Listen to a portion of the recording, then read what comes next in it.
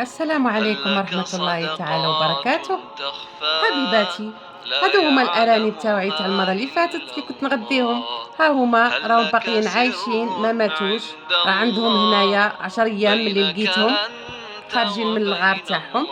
ها هما هل لك حبيباتي، ها هما صدقات وربيتهم بهاد تخفى السرانج وبهاد لا الحليب. ها هو وراني يعلمها نعطيهم إلا الحليب لمدة 10 الله. أيام.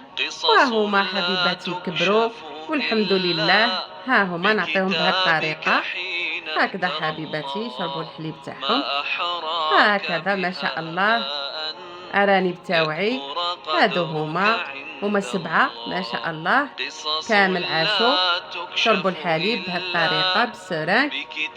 أنا بكتابك عمري ما حين جربتها، ترى أول مرة الله. حبيباتي. ما ها هما أحراك كامل، بهذا ها هما أن حبيباتي يكبر أرانب تاوعي ما قدرك شاء الله. عند ها الله. هما هل لك هذا سر جاني صغير عند عليهم كامل.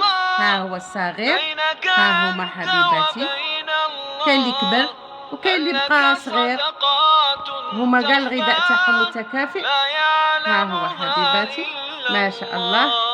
هذه هي قصص الطريقة لا جربتها تكشف ونجحت. ها إلا هما يشربوا، بكتابك ها هما يشربوا حين هكذا بهذه ترى الطريقة الله. والحمد لله ما حبيباتي. أحراك راهم ربيتهم بهذا بهذا الكأس أن بالحليب وهاد يكبر السوغانغ والحمد قدرك لله ما عند شاء الله.